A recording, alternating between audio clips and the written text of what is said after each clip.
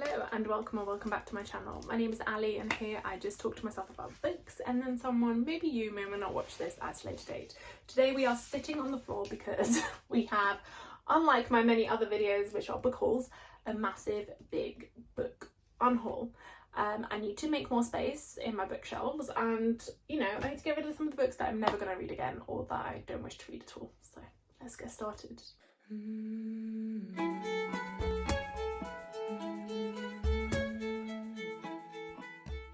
Okay, there's literally going to be no order to this, but I'm just going to briefly go through the books that I'm going to be unhauling and maybe like a one sentence of why.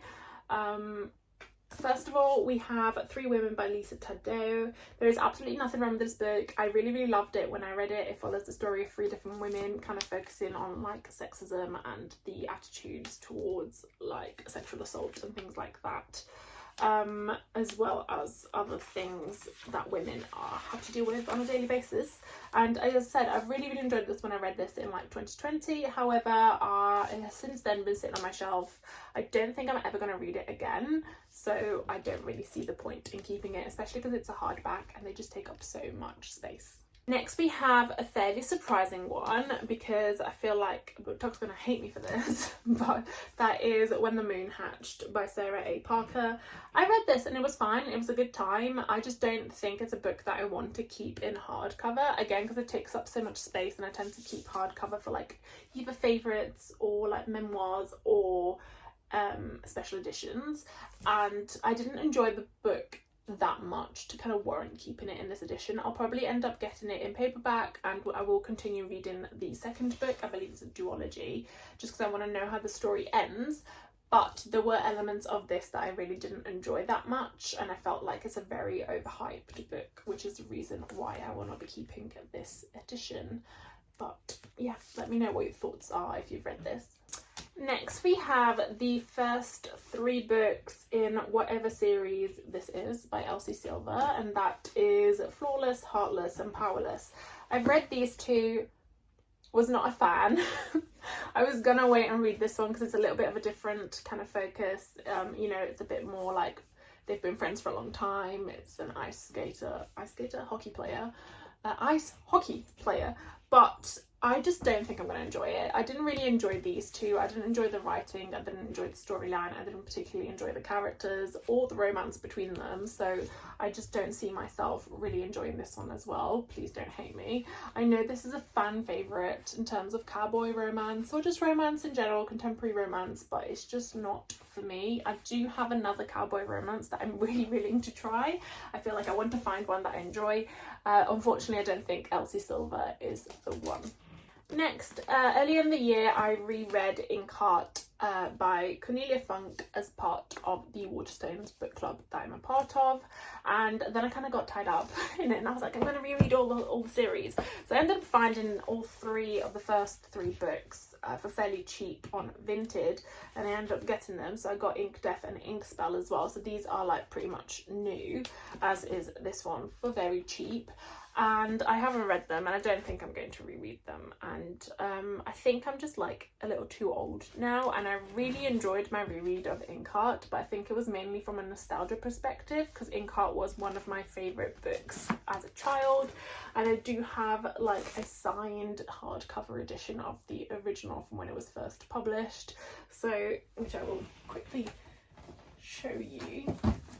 So, you know, this one, and as I said, it's signed, which is pretty cool, and also it's got sentimental value because my mum gave it to me and she inscribed it as well. But I mean, this is from 2003, so I'd only been in this country for like a year anyway. I think it was one of the first books I read in their entirety in English. I just don't see myself rereading the entire series again, and if I want to I can probably get it on Kindle anyway, so I think it's time to maybe donate this to a child that will enjoy it more than I will now as an adult. But it is a good series, and if you've never read it before, I do recommend it. Next we have another series. Now this was definitely one of my favourite series again when I was younger. I think I read this like in my teens, and that was The Girl with the Dragon Tattoo, The Girl Who Played with Fire and The Girl Who Kicked the Hornet's Nest, which is the Millennium trilogy. by Stieg Larsson, sorry. I loved this when it first came out. I read all of it. I still think it's like a really good series. I just don't think I'm ever going to read it again. I do love a bit of Scandi crime novel though, so this is definitely good.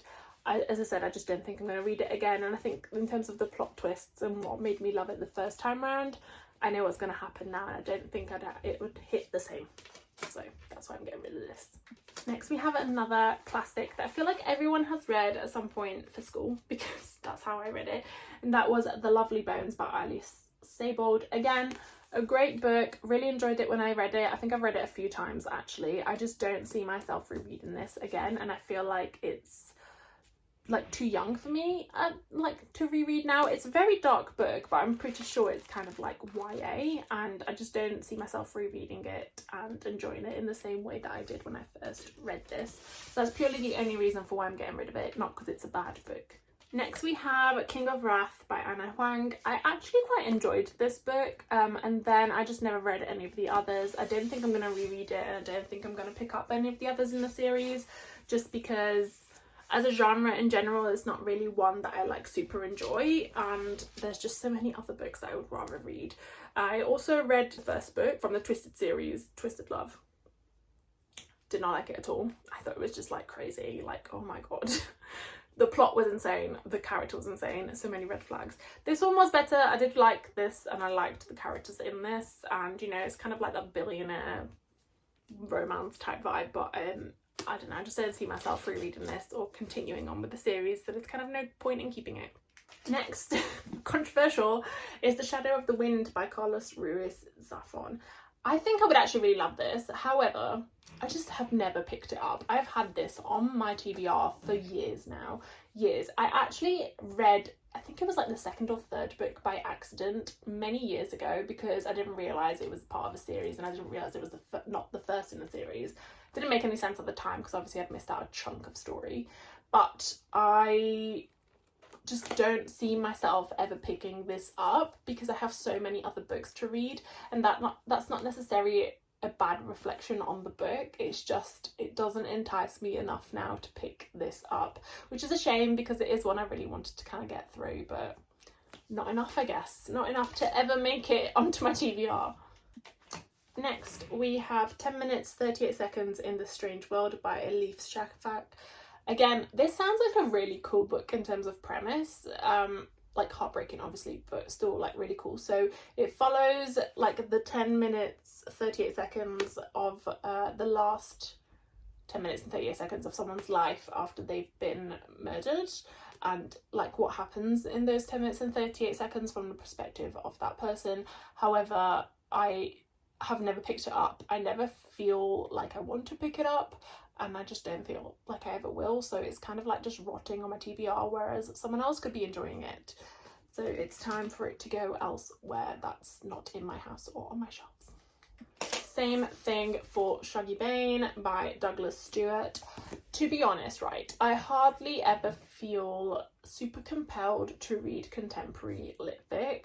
In terms of non-fantasy reads, I tend to be more on like the horror or the historical cultural family saga. That tends to be like my genre that I love outside of fantasy, cultural family sagas, historical specifically. Whereas this is just not, I've heard really good things about this. I've heard it's a good book. I just don't see myself picking this up anytime soon, to be honest.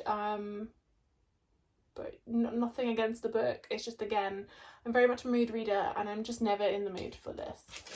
Next we have another book club book from the Waterstones book club, and that is The Woman Who Lied by Claire Douglas.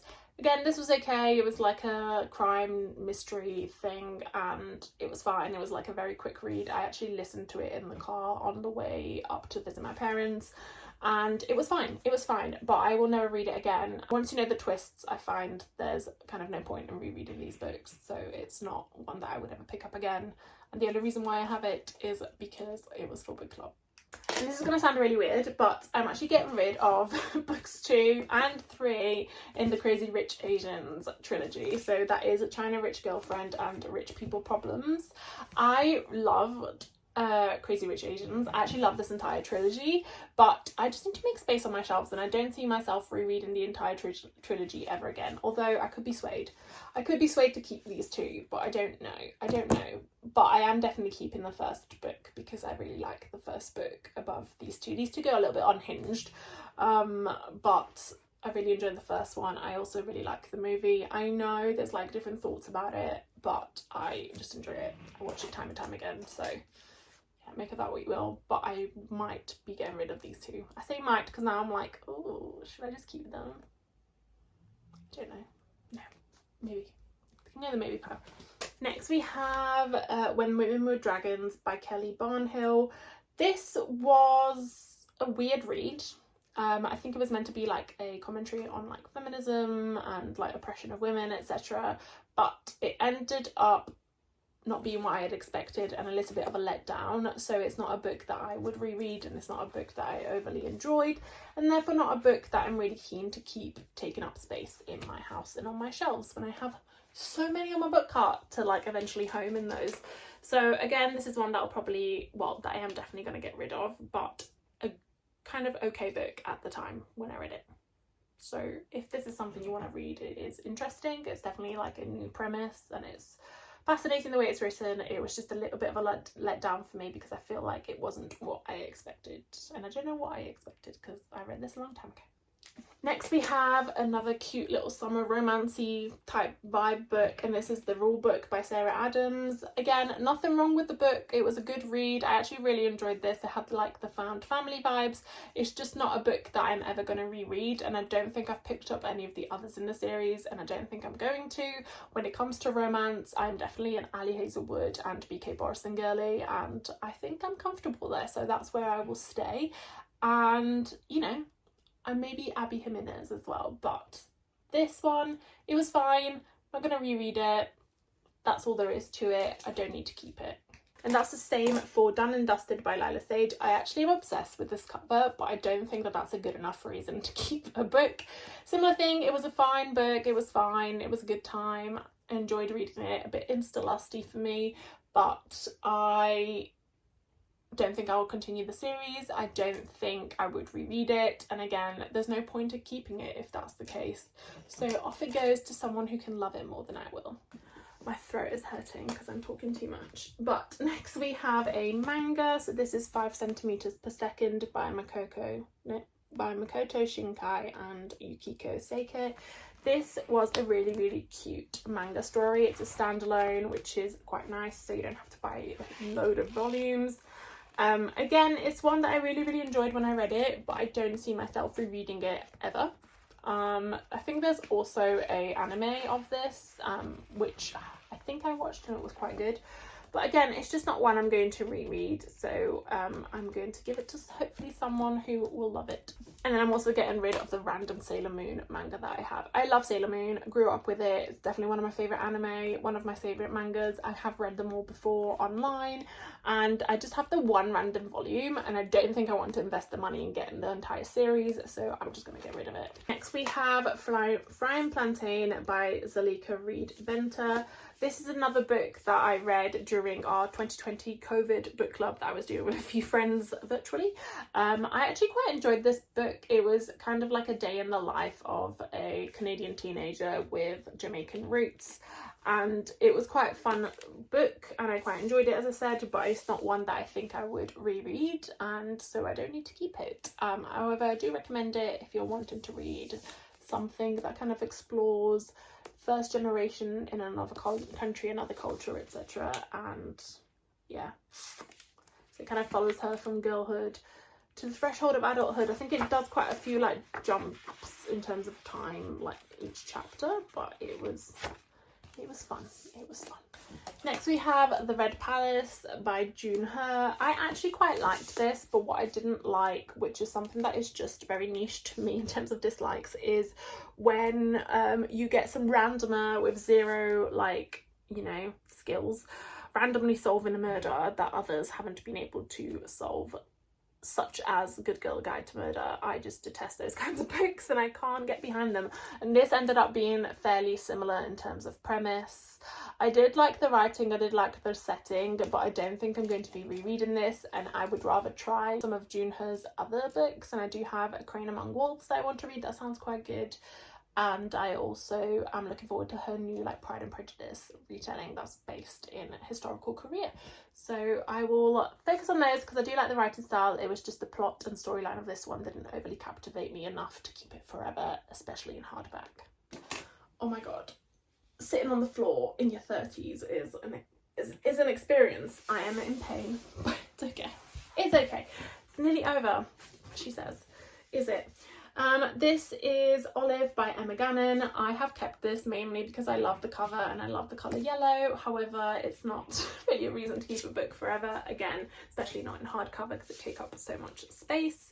But I did really love this and I love the colour and the drawing and stuff. This is just a contemporary lit fic story, again about a bunch of women and predominantly Olive. And I did quite like this because it does show a bit of a focus on like someone who's decided not to have children, which I quite enjoyed.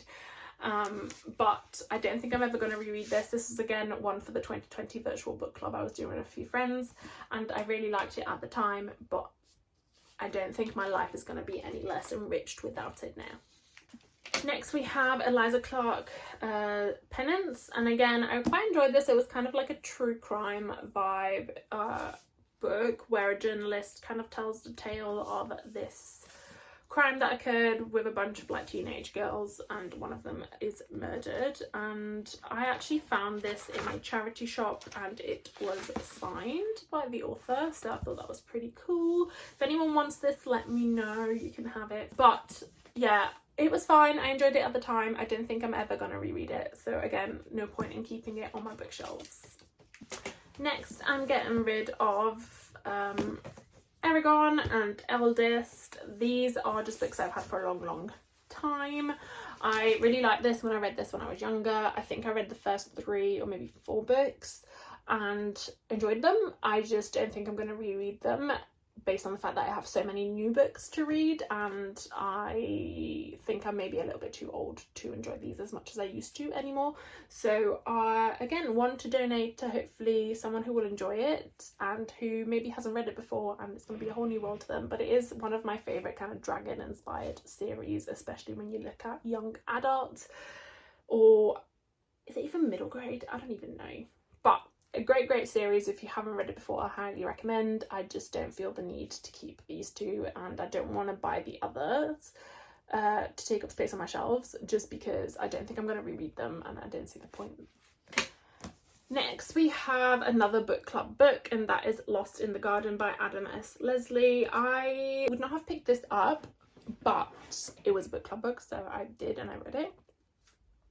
It was weird. It was weird. It was like Midsummer. I don't know if you've ever seen that movie with Florence Pugh, where it's like a Scandi type oakish, cultish behaviour in the, you know, countryside. That's kind of the vibes that this book has, but also it's just very weird, very unexplained, and I didn't enjoy any of the characters. It's essentially set in a world where there's like ghosts that become corporeal, and they are quite violent, and they basically try and like pummel you to death. And there's also this like weird mysterious town that I don't remember the name of, called Almonby, that everyone is told from childhood to stay away from. And then also in this world there's hardly any like elderly people anymore, so it's just like the young ones. And we follow these 3 girls who take a trip to Almonby to try and find one of their boyfriends who's like been gone for weeks and weeks, months, I don't even know. I didn't enjoy it. Basically, core of the story is it was mid at best, and I just don't think I'll ever reread this, and I don't think this is kind of the writing style for me. And also the characters were incredibly annoying. It was definitely one of the girls, which is like the main one, I guess, Heather. She is such a pick-me girl. It was unbelievable, like pick-me, manic pixie girl vibes, and it was insufferable to read her viewpoint, to be honest. So I don't know, if that's something that you might enjoy, then do pick this up, but not for me.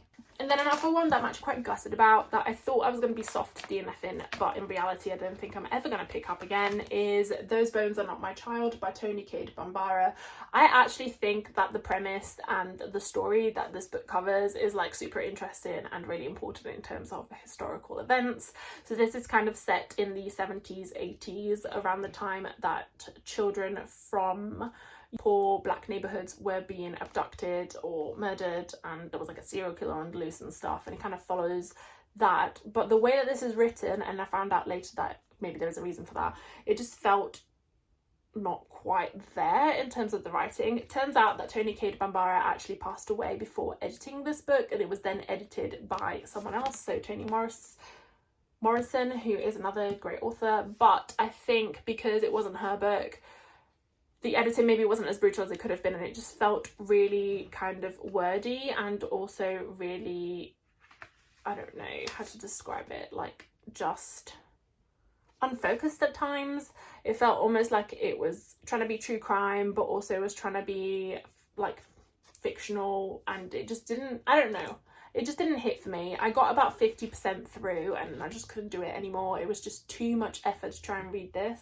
And again, it's not necessarily because of the topic, it's not because of like the premise of the book, what it covered. I thought those were all really important, you know. It covers a lot about racism, it covers a lot about the attitudes in the 80s towards even like child abductions and serial killers and things like that, and especially those of lower socioeconomic backgrounds or ethnic minorities. And yeah, I don't know. I was actually really gutted that I didn't enjoy this, and I was going to keep it and try again, but I just don't think I am ever going to read this and like enjoy it to the level that I would like to. So I just don't see the point in keeping it.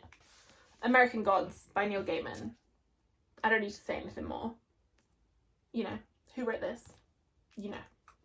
And then I'm actually also getting rid, for a similar vein, of all my Harry Potter books. Again, need I say why? Probably not. Disclaimer, I am keeping my Italian editions because they are inscribed by people who are perhaps no longer with us, or, you know, I just have a lot of sentimental value in terms of who gave me those books and like the childhood factor of those. But in terms of these ones, I don't need them. I don't support the author and they just don't need to be in my house anymore.